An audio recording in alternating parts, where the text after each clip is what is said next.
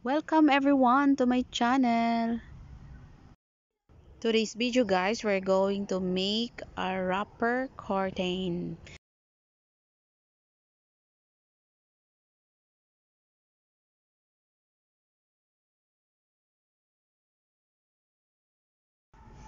First guys, ato sa ang i-cut ang ato ang mga empty wrappers into 1 inch thickness. Yung height niya guys, depende sa available na wrappers na meron ka. So, yan. Ika-cut natin. Cut muna lahat into 1 inch. Yung thickness lang niya guys ang 1 inch. Yung haba niya guys, nagdepende na kasi yun sa yung available na empty wrappers. So, inana siya guys, no? Kuti kay siya, pero nindot kung siya pagkahuman. And then, yung creativity natin sa mga empty wrappers na instead na itatapon na natin, uh, pwede pa nating pakinabangan into decor, home decor natin guys. And kung marami ka nang nito, and business din ito guys. Ayan, pag marami-rami ka na, honestly na I have already sell the other curtain that I made. So nagustuhan naman ng ibang tao kaya bumili sila. So I was amazed kasi akala ko hindi siya mabenta guys. So nahalin siya. Itong mga ginawa ko ngayon na mga curtain ay nabenta ko siya lahat sa halagang affordable lang siya guys. Yung price kasi guys, negotiable kasi pag may mga relatives ako na nagustuhan yung mga gawa ko na wrapper curtain, ay I sell it in a lower price kasi relatives naman natin sila, 'di ba? So pag hindi naman at saka nakikita ko na parang mayaman siya, yung talagang tamang-tama na presyo. Pero sa mga relatives ay meron tayong mga uh, 20% less. Anyways, inaani siya guys, no? Yung mga empty wrappers natin guys, daily. Honestly, yung mga wrappers natin araw-araw din naman yan eh. So, instead na itatapon natin yung mga empty wrappers, so magagamit pala siya. So, hindi lang naman wrapper curtain ang magagawa ng mga empty wrappers, guys. Marami-rami din naman. May mga products din kami na wrapper mat.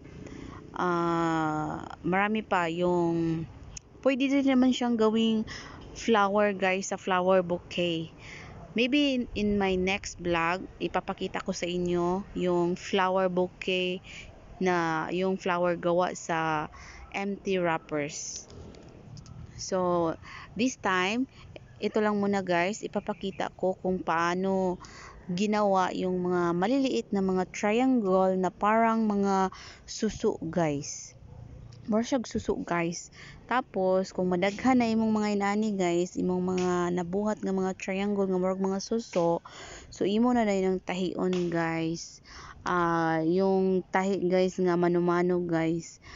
Yung gamit ko guys, yung malaking sinulid, yung malaking needle, big needle na may malaki yung butas. Tapos, lambo yung ginagamit ko guys sa pagtatahi sa mga wrapper curtains para mas matibay.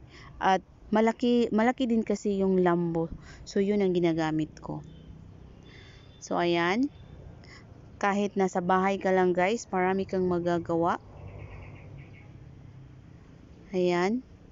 Love what you're doing, so babalik din yan sa'yo. So marami ang naka-appreciate sa mga nagawa ko guys, naibenta ko pa nung time na may mga time kasi na nauubusan tayo ng pera kasi may emergency. Buti na lang nung panahon din yon ay nabenta ko yung mga nagawa ko. 6 pieces ata yon. So, naibenta ko lahat yon. So, nakatulong din naman siya. So, hindi ko naman magagawa ito araw-araw kasi may secular ako na trabaho. So, ginagawa ko lang to sa mga free time, sa mga rest day, depende sa available kasi mag-iipon ka pa kasi ng mga empty wrappers. So, matagal-tagal din. Ang importante ay yung oras ay nagagamit mo sa tama. At saka may pakinabang ka pa. So, ayan guys. So, inana, no? Ayan, yung gunting na rin ang i-ano mo. Diba parang suso guys? Ayan. Ayan. Ganyan, fold it. Ayan, 3 times and then 4, 5, 6, 7, 8, 9 at saka yung pang-10 ikakat mo na. Ayan, parang suso guys. Tapos yung scissor ipagitna mo para magkaroon siya ng ears or sungay. Ayan. So para siyang suso. Ano nasa sapa guys, suso. Ayan. Enjoy lang tayo ng enjoy sa mga ginagawa natin guys para ibabalik din sa atin yung mga love natin sa ating mga daily hobbies. Ayun. Kaya kayo dyan, wag nyo nang itapon yung mga empty wrappers ninyo. Kasi alam ko naman na everyday meron tayong empty wrappers na nagagamit at papunta yun sa basurahan. So from now on, pwede mo siyang ipon.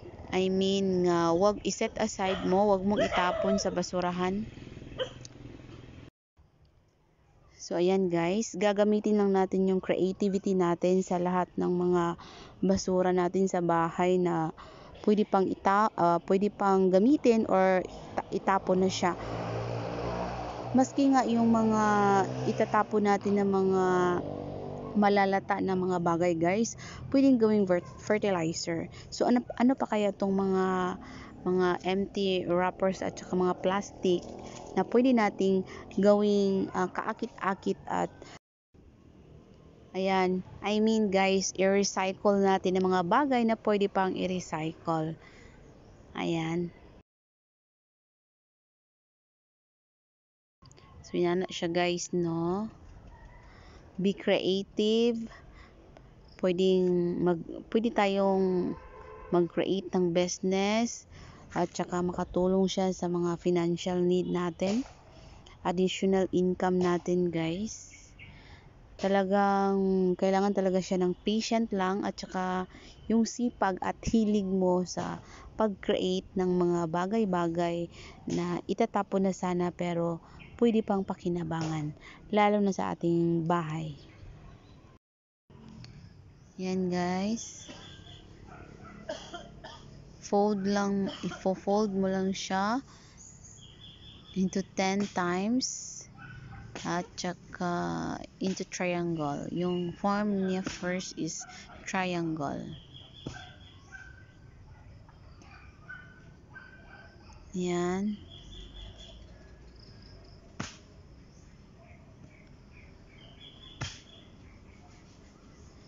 Actually, lahat ng mga materials niya guys is recycle. Yung empty wrappers, yung lambo galing yun sa sack of rice at saka yung tela, ritaso lang kasi yung ginamit ko. So lahat ng ginamit ko ay recycle. I mean guys, recycled materials lahat ang ginamit ko. Sipagan lang natin guys, laban lang tayo sa buhay para mabuhay ng hindi masyadong mahirap. So don't forget to subscribe guys my channel. Thank you for watching guys. Bye.